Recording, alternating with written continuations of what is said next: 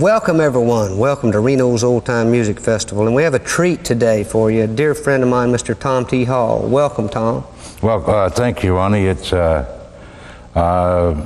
time. Yeah, I'm one of the old timers. That's for sure. No. You know, last time not the last time I saw you, but one of the times that we were traveling together some years ago. Do you remember almost crashing into the mountain in Alaska? What? I do remember it, and I think about it quite often. I think we were one of the first groups to ever actually tour Alaska, and we had to do it by plane. Right. We were actually doing one-nighters, and it was I believe it was May.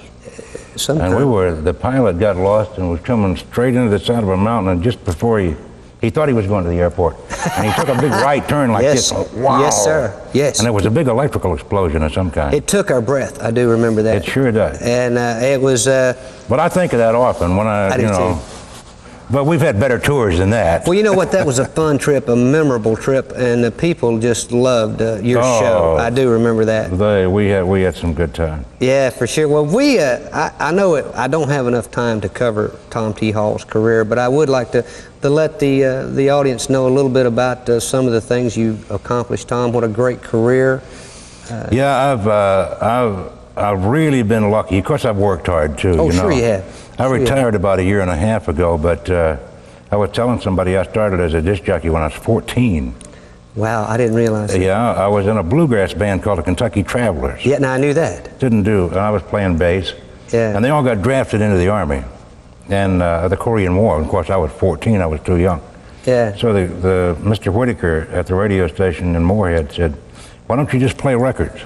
Right. So I went out and got a bunch of bluegrass records, and I became a disc jockey at 14. Well, I do know that you have always been a best friend to the acoustic and bluegrass industry, Tom, because you have taken songs that basically are bluegrass and sold a lot of records with those songs. Well, I did. I did a bluegrass album, and I told Jerry Kennedy, my producer, I said, I want to get all the bluegrass pickers I can find. Right.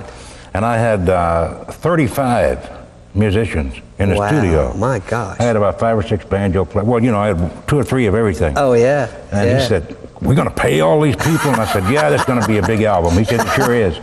That's the first time a bluegrass and acoustic guys had been paid. And boy, we had a great time. And it was a #1 album, and I had Fox on the Run, which is a #1 single. We're going to get you to do that. Always loved the music and grew up. Yeah. You know, I got to tell this story.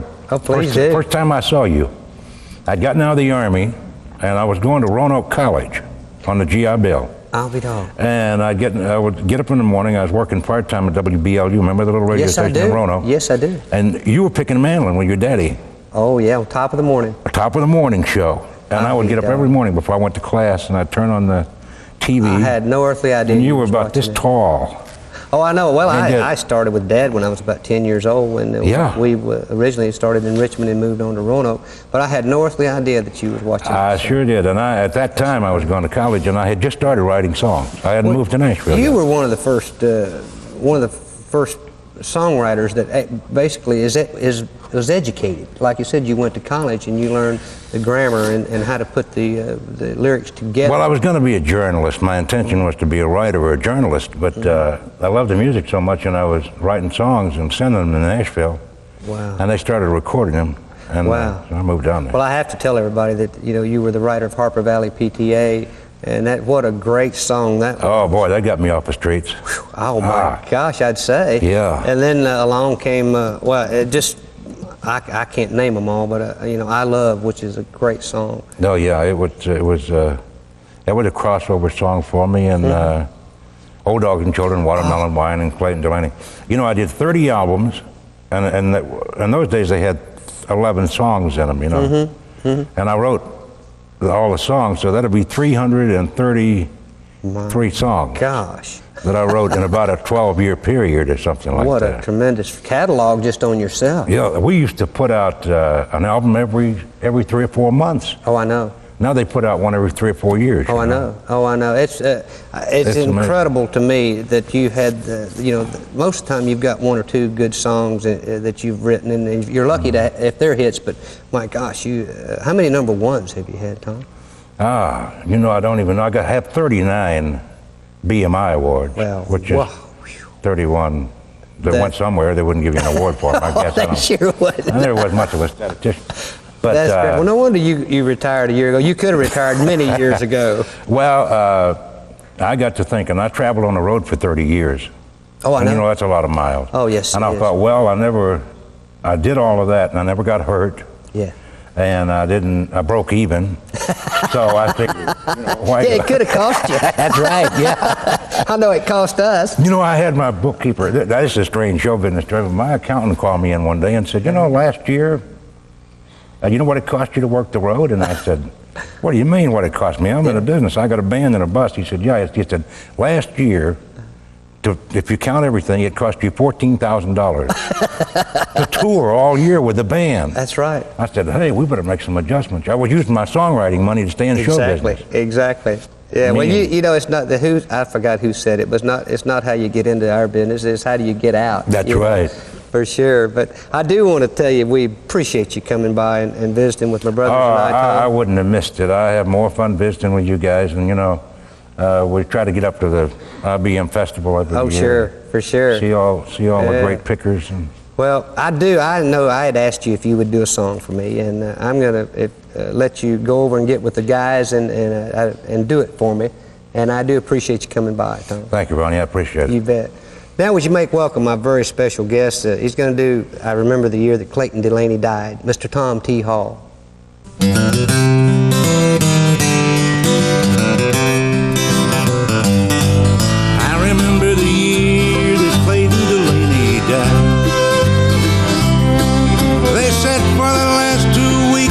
Suffered and cried,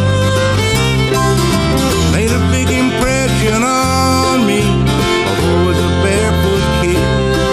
They said he got religion at the end, and I'm glad that he did. You know, Clayton was the best guitar picker in our town. I thought he was a hero. I used to follow Clayton around. Clayton used to tell me, son, you better put that old guitar away. Ain't no money in it, it'll lead you to an early grave. Well, Daddy said he drank a lot, but I could never understand. I knew he used to pick up in Ohio with a 5-piece band. I often wondered why Clayton, who seemed so good to me, never took his guitar, laid it down in Tennessee. But I guess if I'd admit it, Clayton taught me how to drink